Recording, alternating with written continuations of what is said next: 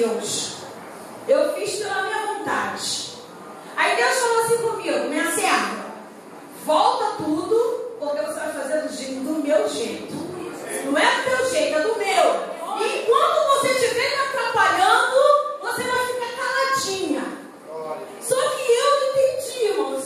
Sinceramente, eu não entendi. Aí Deus falou assim para mim de novo: você está continuando a me atrapalhar, então você vai ficar muda. Fiquei muda. 4 dias sem falar. E Deus resolveu o meu problema sem que eu falasse. E depois ele falou comigo: tá vendo, minha serva? Do meu jeito, da minha maneira. Da maneira que eu faço, não adianta você se meter. Não adianta fazer do teu jeito. É do jeito que Deus quer. Tem horas que o nosso jeitinho não vai resolver. Mas Deus já tem um plano para todas as coisas. E Ele me provou que Ele é fiel em todo o tempo. E quando eu fui olhar o tema, eu falei: nossa, que maravilha! Deus me tratou no tema que eu ia pregar. Porque a palavra de Deus, ela disse para Gideão: olha, Gideão, não é do teu jeito, é do meu. Não é da maneira que tu quer, mas é da minha. Você não coloca a tua força aonde você não pode colocar. Porque eu, o Senhor, tenho poder e autoridade. Amém, igreja? Louvado seja Deus. E para a felicidade, e a minha felicidade, é claro, e para a felicidade da igreja, quinta-feira eu comecei a falar. Louvado seja Deus. Porque senão eu não ia poder estar aqui, mas Deus tem um plano para todas as coisas. Louvado seja Deus. Eu gostaria que você ficasse de pé, para nós estarmos falando aqui da palavra de Deus.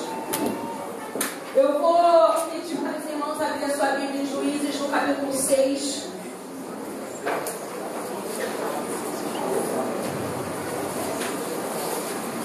Oh, aleluia! Nós vamos fazer a leitura somente de um versículo, que é o versículo 6.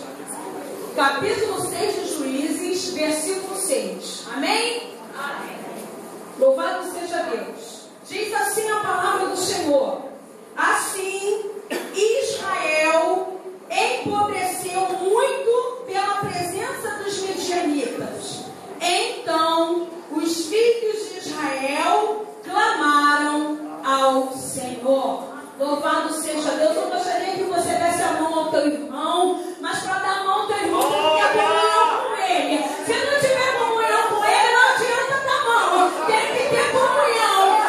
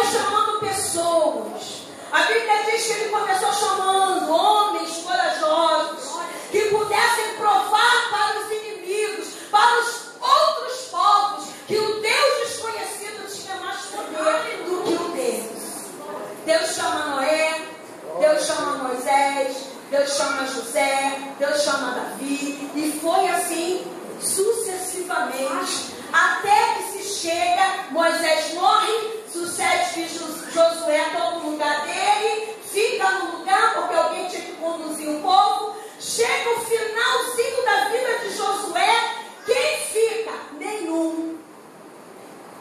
Ninguém fica no lugar de Josué. Mas Deus começa a levantar juízes. Aleluia. Deus começa a levantar pessoas que iam conduzir o povo. Aleluia. E chega um tempo onde o povo de Israel começa a se inflamar pelos outros deuses. E a incredulidade começa a entrar na vida do povo de Israel. E o impressionante é que o povo de Israel começou a se esquecer dos feitos que o Deus desconhecido havia feito. E ali, irmãos, aqueles povos que dominavam as regiões, eles começaram a perceber que o povo de Israel, mesmo não adorando fielmente a Deus, eles eram prósperos. E aonde eles colocavam a mão, as coisas aconteciam. O trigo, ele nascia e dava semente para outra etapa que eles pudessem se alimentar. Glória a Deus. Mesmo o povo um pouco afastado de Deus, mas a mão de Deus nunca se afastava do povo de Israel. O povo de Israel começa a ser oprimido. 7 anos de opressão. 7 anos encurralados. 7 anos que eles não viam aquilo que eles plantavam. Irmãos, só quem planta sabe. Quem aqui gosta de uma plantinha sabe como é difícil. Você põe a semente, você rega aquela semente, ela começa a brotar, mas leva um tempo para que as flores e os frutos começam a dar. E quando você vai colher os frutos, já se passaram muito tempo. E aquele povo de Israel, eles plantavam e começavam a cuidar dos seus gados. E quando eles estavam bem crescidos, lá vinham os midianitas. E não só bastavam, os amalequitas vinham junto. E não bastavam, os povos do Oriente também vinham. E eles começavam a dizer um para os outros: no final do ano nós vamos ter comida, porque lá no povo de Israel eles são prósperos. Há alguma coisa lá naquela terra que faz brotar semente. Tem algo de Deus para nós.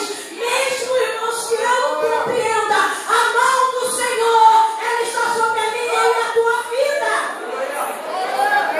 Não tem como você ser do povo de Deus e não tem colheita. Eles destruíam tudo. Quando eles chegavam naquela terra, naquelas tendas, eles destruíam tudo. Eles roubavam a seara toda.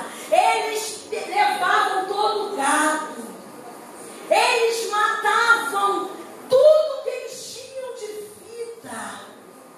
Passaram-se 1 ano, passaram-se 2 anos, 3 anos, 4 anos, sempre sendo saqueados. Até que se levanta um jovem chamado Gideão. E Gideão tem um plano. Gideão pega todo o trigo da sua vila e pede ajuda e juntam até as cavernas e pegam todo aquele trigo e escondem dentro do lagar. E quando aquele trigo estava todo escondido no lagar, ele ali se juntava com os homens daquela tribo e pisavam aquele trigo até que ele se firmasse bem no fundo. E um dia ele se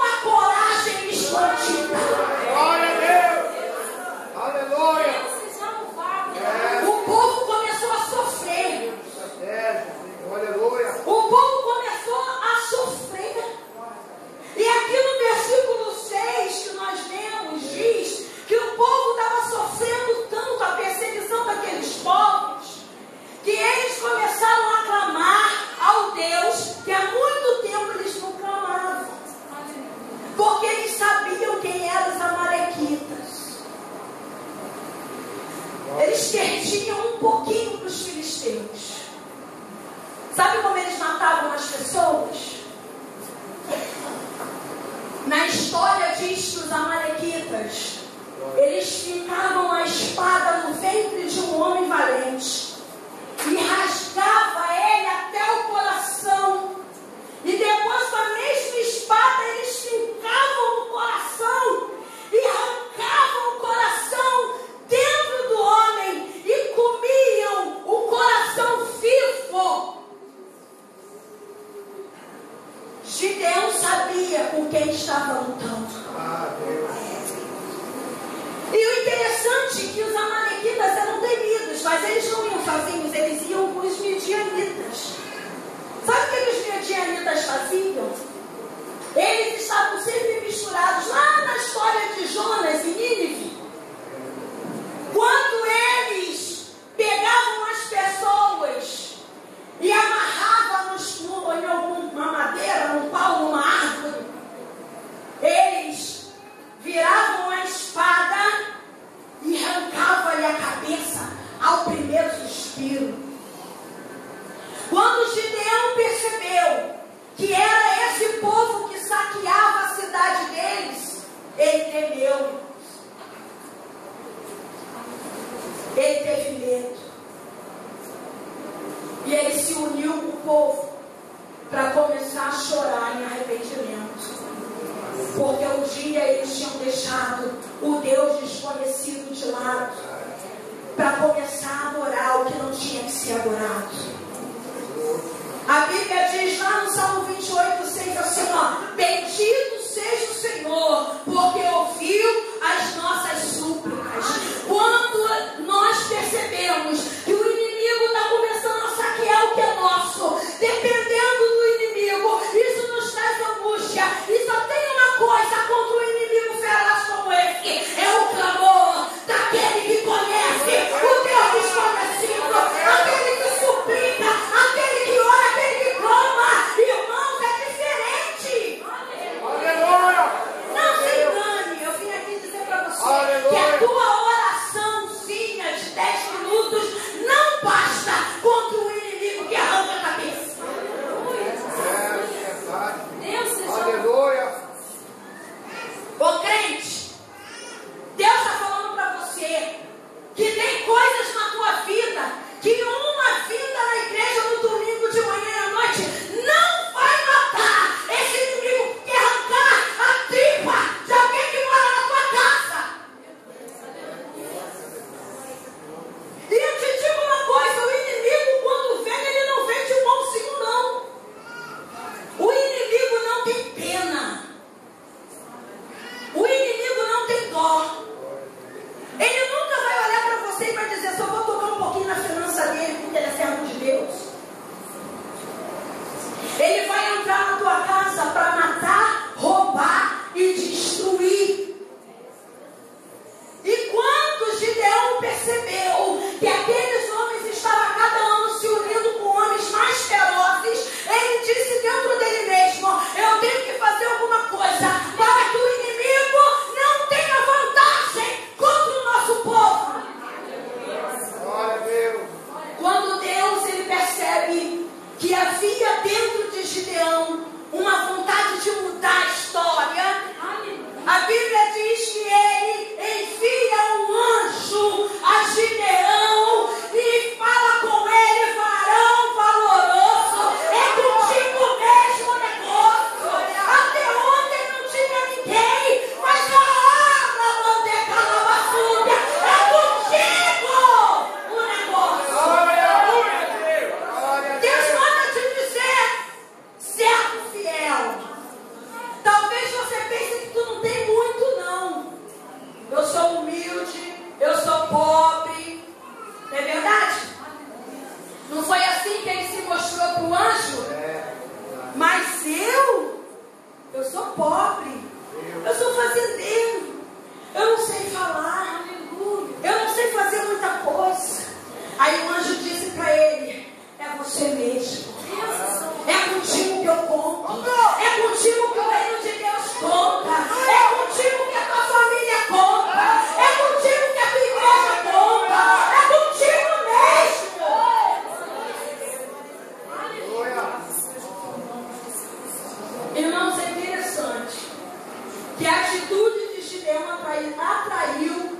agir de Deus contra os inimigos. Eram 135 mil inimigos. Você sabe quanto que é isso? É muita gente. Só que às vezes a gente não conta que a gente tem um Deus que não conta com quantidade. Deus manda te dizer, Israel, Ele não conta com quantidade nem com o que tu tem, porque Ele é Deus que deixou de ser desconhecido para ser o Deus Emmanuel Jireh. E Ele começa a dizer para você quem Ele é. Eu sou o Deus do exército, eu sou o Deus que vai à frente, eu sou o Deus da peleja, eu sou o Deus que traga a paz, eu sou o Shalom Adonai. Eu sou o Deus Shaddai, onipotente. E Ele começa a se apresentar para você. Semana retrasada eu estava conversando com uma pessoa, estava fazendo aconselhamento pastoral lá na igreja tem, e nós temos os nossos dias, né? E nesse dia, na segunda-feira retrasada, eu passei o dia todo na igreja dando aconselhamento. E chegou um homem e sentou-se e perguntou assim para mim: eu posso conversar com a senhora um pouquinho? Eu falei: com certeza. Pode sentar aí, poxa uma cadeira, quer uma água. E ele muito nervoso. Eu acho que ele nunca tinha entrado numa igreja. Ele sentou e eu falei: pois não, eu posso ajudar. Ele olhou para mim e falou assim: a senhora é pastora? Eu falei: sou. Então a senhora vai conseguir me explicar o que aconteceu sexta-feira? Eu falei: meu Deus. Aí eu, na minha mente, eu me dá sabedoria, porque se eu tenho que explicar, sabe, igual Daniel para falar do sonho. E aquele homem falou assim para mim: o que acontece? Eu sou babalorixá.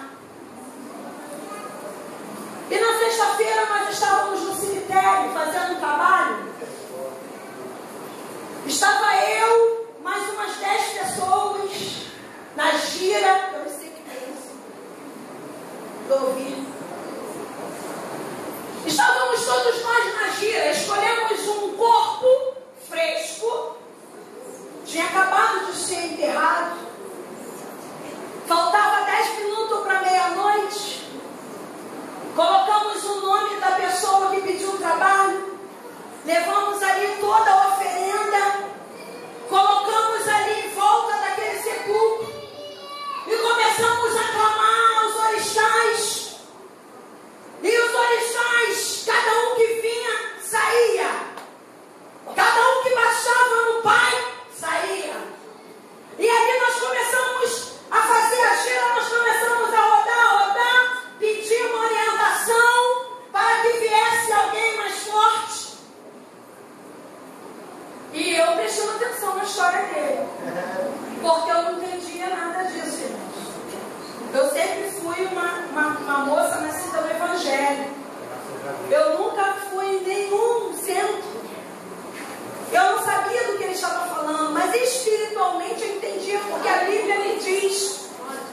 E ele queria que eu explicasse para ele por que o demônio que eles estavam invocando não quis continuar o trabalho. E ele disse que ficaram até quase uma hora tentando. Quando eles falavam o nome da pessoa, o demônio saía. E eles não entendiam por quê. E até que eles começaram a clamar por alguém mais poderoso, né? Mais forte. E baixou um corajoso para falar. E ele disse assim: desde o momento que vocês começaram a pedir, nós estamos indo lá na casa avaliar como nós vamos entrar naquele lugar. Olha só. Por isso que eles saíam, porque eles iam lá vasculhar a casa que estava sendo pedida. Foram 2. Quando eles chegaram na casa, tinha um anjo na porta.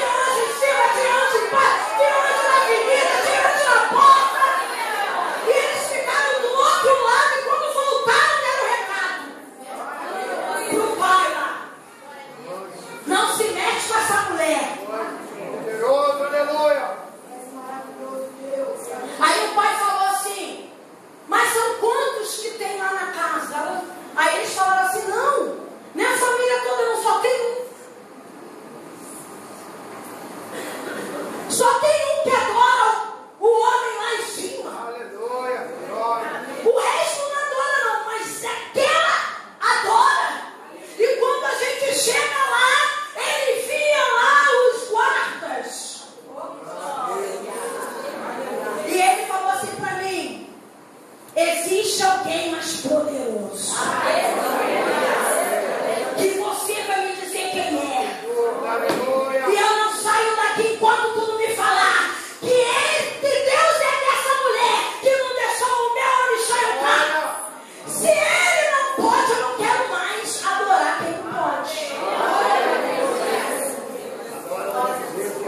E quando eu conversando com ele, ele disse que o trabalho era de uma pessoa que queria o marido da mulher.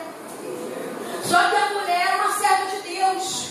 E todos os dias ele entregava aquela família na mão do Senhor. O marido era crente, não. Os irmãos eram crente, não. O lugar onde ela morava tinha um monte de ímpio que bebia um monte de cerveja. Mas ela era serva do Deus vivo. E a Bíblia me garante que onde alguém que adora o Deus de Israel, ele não é atacado. Irmãos, é muito forte isso. Deus é poderoso. Aleluia. Basta você clamar. Por isso que eu falo para você. Existe diferença de oração e clamor. Quando a gente está bem, quando a gente está muito bem, a casa feliz, a paz está reinando lá. Tu abre os teus armários, tem comida de tudo quanto é coisa. Tu abre tua geladeira, tem Danone, tem queijo, tem tudo lá. Tu entra, teu marido está bem empregado, teus filhos estão com saúde. Você vai orar de noite na hora de dormir, deita e fala assim, muito obrigado. De manhã tu acorda e esqueci de orar. Tu vai orar, teus filhos, Senhor, abençoa meu filhinho, guarda, livra da saúde, lança uma abençoada. Aleluia. Mas quando o inimigo ele começa a olhar para a tua casa, ele começa a jogar pesado, começa a jogar um monte de coisa lá, começa a entrar a perturbação, a falta de paz, a discórdia, a contenda, a briga, começa a entrar a doença, a enfermidade, a falta de emprego, a falta de alimento. Aí, irmão, você começa a ir para o monte, você começa a clamar, você faz jejum, você vai para tudo quanto é consagração para oração, você começa a pedir oração para um monte de irmã que ora, que marcha. Aí você vai para um culto fraco, tu não quer mais, ficar mais forte, porque o negócio na tua casa está ruim. Deus está mandando te dizer, se tu continuar sendo obediente, valorosa e valoroso, tem um Deus que não quer saber de quantidade, ele quer um coração voltado para adorar o Senhor. Deus é poderoso. 135 mil soldados. Israel junta somente 32 mil homens. Ele manda voltar os medrosos. Voltam 22 mil. Porque quem não vai conseguir ir até o fim da batalha, para quem que vai ficar? Só para atrapalhar? Deus manda te dizer que aquele que não aguenta andar contigo tem que ficar para trás. Porque para andar com o corajoso tem que estar na mesma pegada. Então eu digo uma coisa para você: não anda com crente pior que você, não. Anda com crente melhor.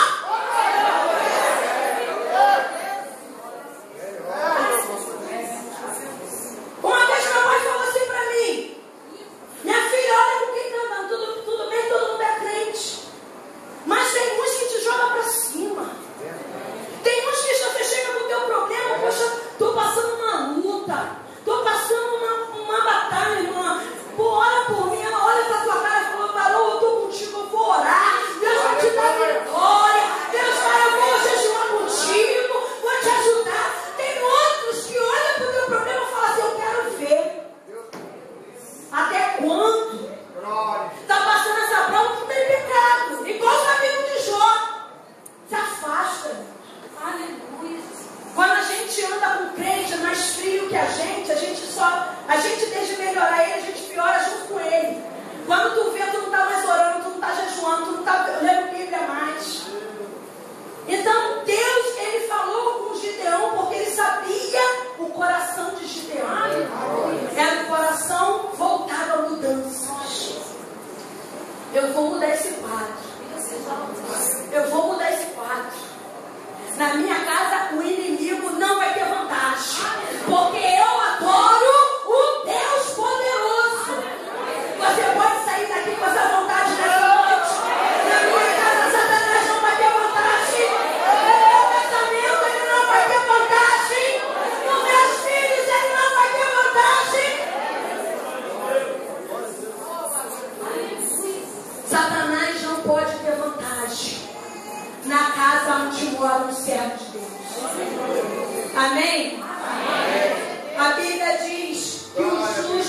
ele vive pela fé. E aquele que retrocede, Deus não tem prazer nele. Então, mesmo eu estando com medo, eu preciso avançar. Eu preciso ir adiante. Eu preciso ir à frente. Mesmo que eu esteja com medo. Porque Gideão se viu fraco. No versículo 12 ele falou que era fraco. Mas ninguém é forte o suficiente para resolver seus problemas sozinho. A Bíblia diz em Provérbios 24:10: se te mostrares frouxo no dia da angústia, a sua força será pequena. Não demonstra que está fraco. Mesmo que você esteja, você é valoroso de Deus. Existe uma história na Bíblia de uma mãe que tem um filho, seu filho morre, e ela coloca aquele filho no quarto, e ela pega um burro e vai até o Monte Carmelo. O nome dela não tem nome, mas é conhecida como uma mulher sunamita, porque morava em Sunem. E a Bíblia diz que ela indo em direção ao Carmelo, ao monte, ela se depara com Geazi. E Geazi pergunta para ela: como está o menino? Como está o esposo? Como está a tua vida? Ela responde para ele: olha, está tudo bem. Eu vou continuar a minha jornada. Eu tenho encontro com alguém lá no Carmelo. Eu não posso parar. E ela vai ao encontro de uma pessoa que havia lhe prometido filho. Irmãos, o que a gente aprende com a história de Sunamita? Ela mentiu? Não, porque não estava bem. A Bíblia diz que ela estava amargurada de alma, mas ela não perdeu tempo com quem não podia ajudar. Ela foi direto em quem podia resolver o seu problema. O único que podia dar uma palavra profética era o profeta, e era para ele que ele ia contar. Então Deus, ele fala para mim e para você: quando você estiver fraco, quando você estiver angustiado de alma, quando tiver umas perguntas, e aí como tá, tudo bem. Para você eu não posso contar, porque você não vai resolver minha causa. Eu vou contar para quem vai conseguir resolver.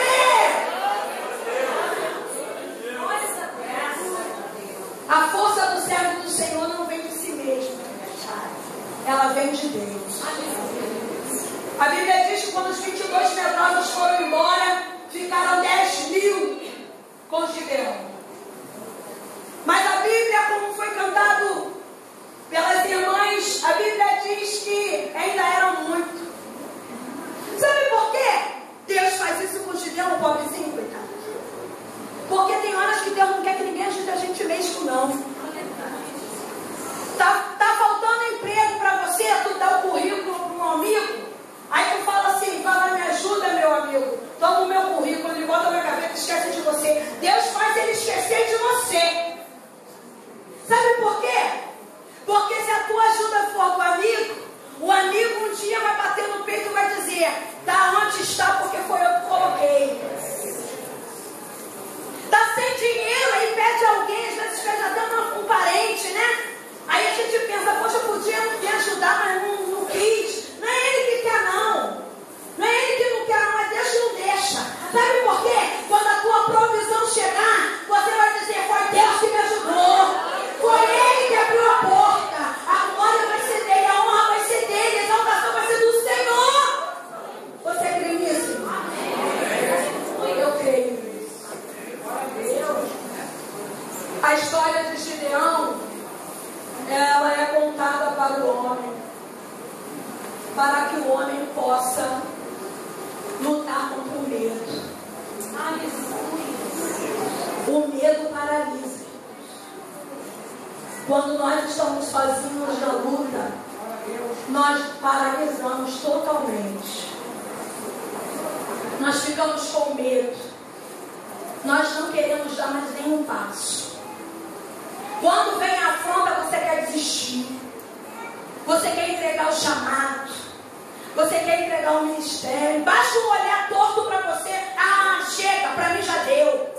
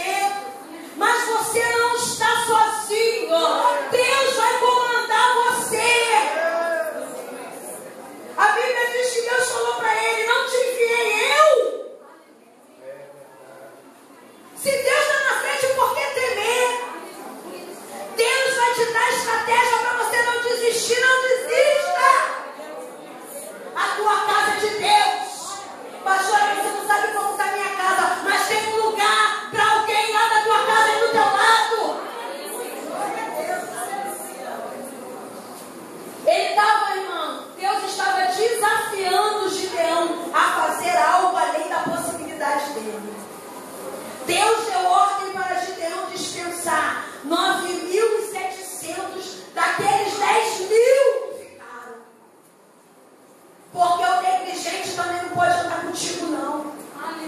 O disperso também não pode andar contigo, não. Só vai andar contigo quem está na mesma pegada que você. Por que Deus foi embora? Porque essa amizade me deixou. Porque essa irmã estava comigo no ministério e saiu de um dia para o outro. Porque só vai ficar com você quem colocar no comando. É Deus que está no comando. Está entendendo? A Bíblia diz no Salmo 118:8: é melhor confiar no Senhor do que confiar no homem. No Salmo 56:3 diz: em qualquer tempo em que eu temer, confiarei no Senhor. E no Salmo 91:2 diz: direi que o Senhor é meu Deus, o meu refúgio, a minha fortaleza, e nele confiarei. A tua vitória vem da tua confiança. A tua vitória vem do que Deus tem colocado no teu coração. Gideão foi encorajado pelo próprio Deus, irmão. A sua vitória depende da sua fé. Foi para isso que Deus deixou Gideão em desvantagem. Deus não queria deixar só 300, não.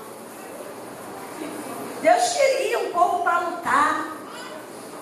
Mas tem horas que Deus nos prova para que o nome dele venha a ser glorificado. É necessário, irmão. Deus, ele tem que dar experiência de vida para mim e para você. Aleluia, glória a Deus. Restava ali, quando Gideão se deparou, restava ele, um comandante tímido e 300 homens com uma tocha, com um vaso. Gente, parece brincadeira. Como é que você vai vencer 132 mil homens? Para cada homem do exército de Israel era 450 homens contra. Mas Deus, quando está à frente da batalha, ele não depende de arma, ele não depende do exército, e ele não depende do acordo com inimigo nenhum.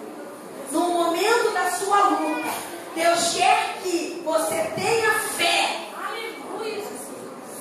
e seja atrevido, corajoso, ousado, desembaraçado. A Bíblia diz no Salmo 24:8: quem é esse rei da glória? Aleluia. O Senhor forte e corajoso, o Senhor poderoso na guerra. Aleluia. Irmãos, é impressionante. Mas Gideão, ele não foi chamado para ser envergonhado. Ele foi chamado para vencer a guerra. Você sabe quantas pessoas se suicidam por causa do medo? 75% hoje estão tirando a própria vida, porque tem medo de enfrentar os problemas de amanhã. Sabe quantos jovens se matam por causa de fim de namoro? Quase 80%. Só no Brasil. Você sabe quantas pessoas estão em depressão, síndrome do pânico, por causa do medo de enfrentar o problema? E Deus hoje talvez me trouxesse aqui. Eu poderia estar falando aqui da guerra de Gideão, mas estou falando do medo. Deus colocou isso no meu coração hoje. Fala para os meus servos tirar esse medo do coração deles. Porque eles precisam entender o Deus que eu sou. Irmão,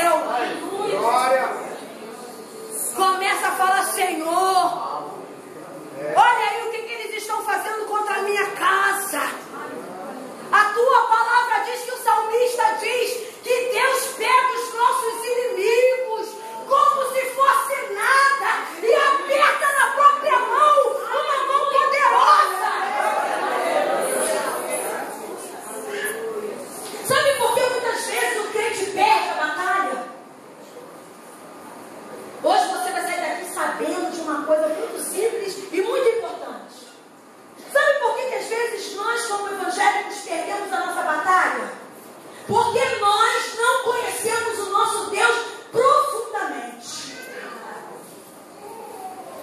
Sabe por quê? Agora o negócio vai ficar forte, pastor. Desculpa, pastor. O TJ bate na porta domingo de manhã, ninguém quer atender. Porque ninguém sabe verbalizar para ele quem é o seu Deus. Ele te convence quem é o dele e você não convence quem é o teu. Sabe por que você não convence o Espírito? Porque você não busca no profundo quem é o teu Deus. Irmãos, o crente tem que saber quem é o Deus que ele serve. No profundo. O meu Deus é assim, assim, assim, assim, assim. Queira você ou não, ele é assim. Deus está falando contigo através da vida de Gideão. Tira esse medo. Por que você não confessa na frente do teu inimigo que o teu Deus é poderoso? Vem uma palavra negativa, tu fica arrasado. Nem dorme. Entra no teu coração, começa a trazer mágoa.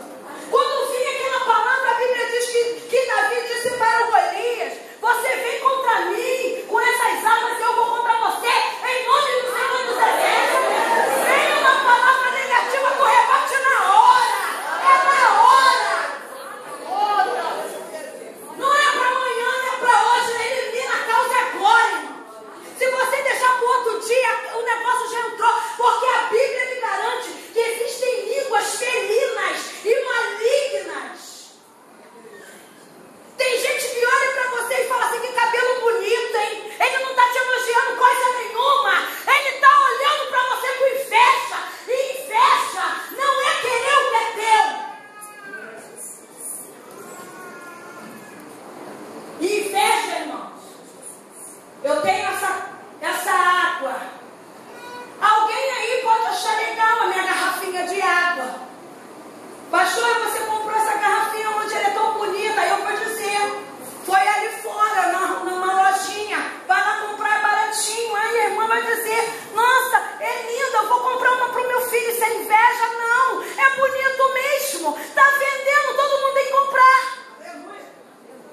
Mas o invejoso, ele olha para essa garrafinha d'água e ele vai dizer assim: nossa, que garrafa d'água bonita, né, pastora? Ela é sua. Aí eu vou dizer: é. Quando ele dá as costas, aí ele vai pensar: porque ela tem aquela garrafinha de água. Mas se ela chegasse para Deus e falasse assim: poxa, Deus, me dá uma garrafinha de água igual da pastora. O invejoso, ele não quer a garrafa para ele. O invejoso, ele não quer que você tenha, seu povo. Ele quer que quebre, que derrame, que pise em cima, que eu esqueça, que destruam. Ele não quer que eu tenha. Por que será? O invejoso é assim. Tu tem uma família feliz. A família feliz da irmã. Porque o invejoso, ele nunca acha que a coisa dele é boa, só dos outros que é. Olha o marido da irmã, que coisa linda. Olha os filhinhos da irmã. Olha o carro da irmã, olha só que abuso. O carro em 48 prestação, o irmão pagando lá, se arrastando todo mês. E os outros achando que ele está mamando, né? Todo mês ele ora: Senhor, deixa eu pagar minha prestação do carro, em nome de Jesus. E os outros pensam lá o metido do irmão. Ah, só porque tem carro vai parar na porta da igreja. Na porta da igreja tu tem que parar mesmo. Eu vou lá todo andando de bicicleta. Deus dá um carro, vai parar onde? Na esquina. É na igreja que tem que parar. Para adorar o Senhor. A unção daqui, ó, vai indo pro teu carro. Aí na rua, Deus vai paralisando os acidentes. O bandido olha pro teu carro, vê logo 2 homens grandão dentro. Quando ele pensa em assaltar o teu carro,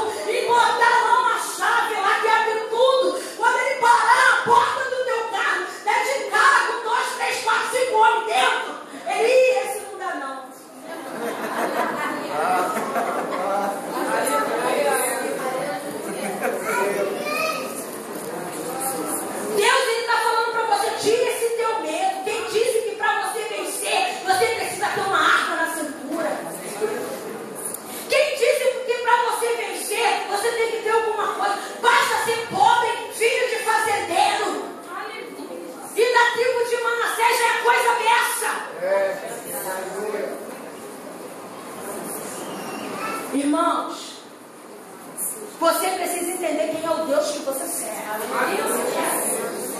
Veio a palavra contrária na hora e você não aceita. Está de frente do médico. A gente é humano, né? A gente está doente.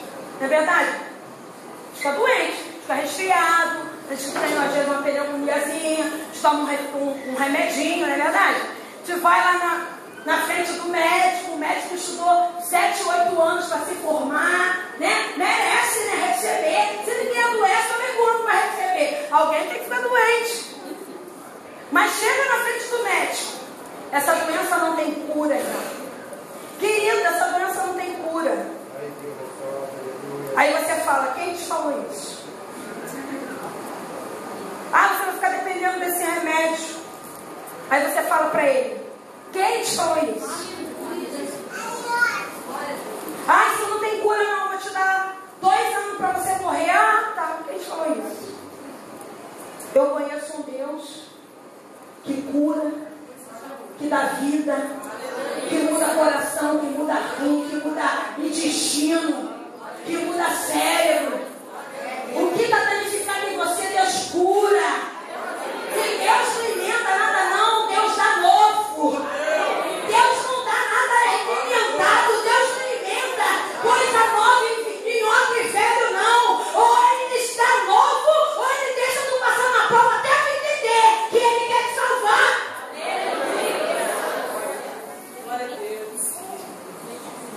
Lá em Lucas 1 diz que para Deus nada é impossível. Nada é impossível. Quando vir um problema para a tua vida, tenha a resposta para o problema. Tenha a resposta. Já estou terminando. Mas Deus está falando para você que quando você estiver fraco, temeroso, vai aparecer alguém para botar fogo na lenha. Você sabe disso, né? Eu vou te contar uma história rápida. Davi foi enviado pelo seu pai para levar marmita para os seus irmãos, enquanto o exército de Israel estava sendo afrontado por Golias. Quando Davi chega no local, ele vê aquela cena ridícula. Um monte de gente forte, fardado, com medo de um gigante filisteu. Davi vira para o seu irmão Eliabe e pergunta, o que está acontecendo aqui? A Bíblia me diz, lá em 1 Reis, que Eliabe olha para Davi e pergunta, o que você está fazendo aqui? O teu lugar é esse. Volta para onde você estava. Porque esse aqui não é o teu lugar. A Bíblia me diz que Davi não bateu boca, não rodou a baiana, não enfrentou, ele não quis falar. Davi virou-lhe as costas e foi perguntar para outra pessoa. Porque Eliabe sabia quem era Davi. Ele sabia que Davi foi ungido rei. Ele sabia que Davi tinha unção na música. Ele sabia que Davi tinha matado o leão e o urso. Ele sabia que Davi era corajoso, mas ele não engolia Davi, porque ele é invejoso. Porque ele, na mente dele, ele pensou que Davi tinha tomado o lugar dele. Ele pensou assim, esse metido não é nem para estar aqui no exército nenhum. Eu que sou do exército, eu que tenho que estar aqui. Um homem que estava lá com corpo e com mente de rei, mas não tinha unção de rei. Então Deus está falando para você, quando você estiver com medo, não dê ouvido às críticas. Porque a pessoa invejosa, ela quer o teu mal. E o crítico quer te deixar pior do que a morte. Porque todo mundo sabe, eu, por exemplo, vou dar o meu exemplo. Todo mundo sabe que eu sou gordinha. Estou fora do peso. Mas sempre tem alguém que quer falar. Ele não basta só ver que é gordinho.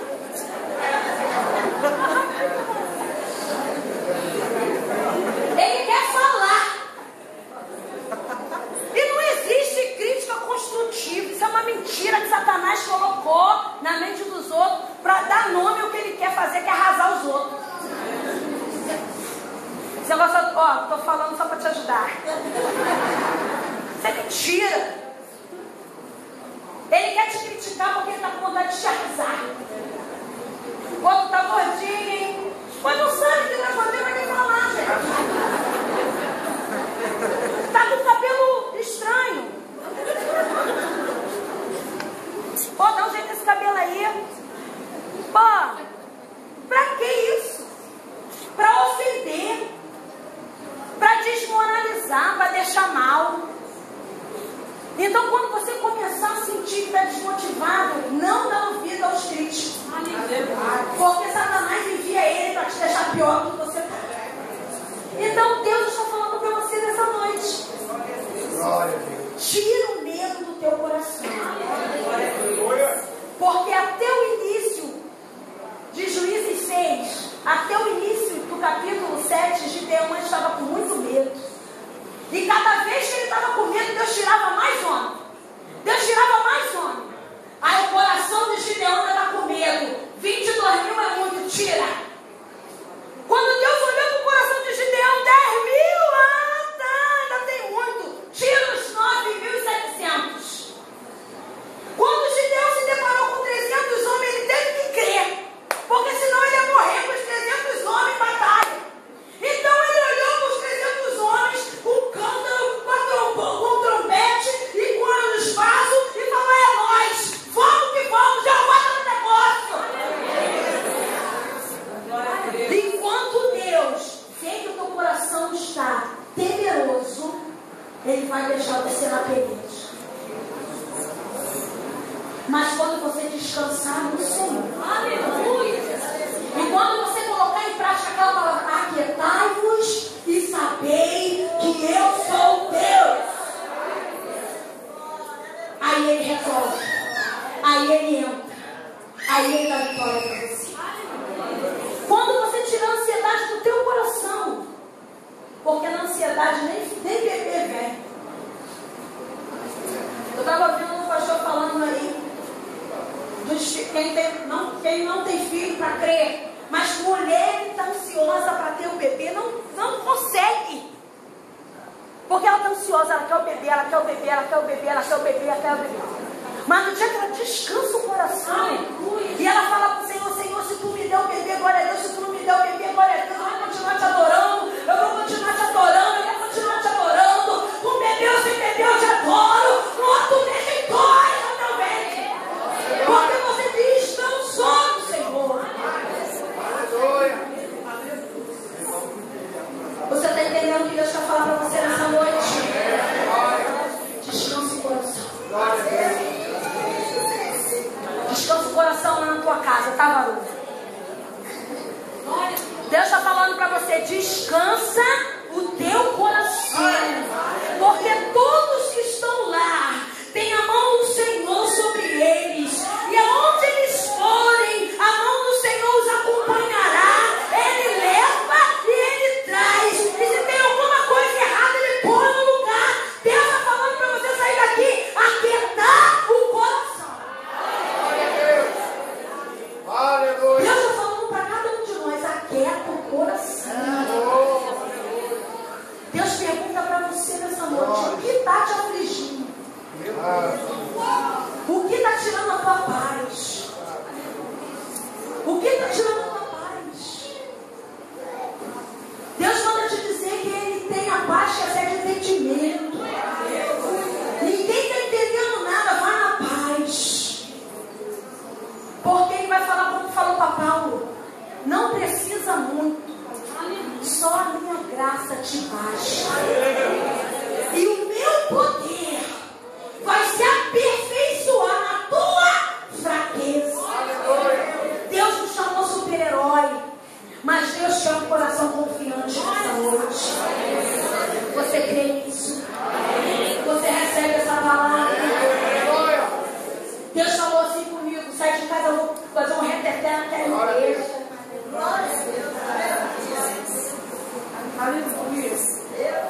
Eu penso, vou fazer um reteté naquela igreja. De manhã eu acordei, Meu filho passando mal, essa semana turbada, sem voz.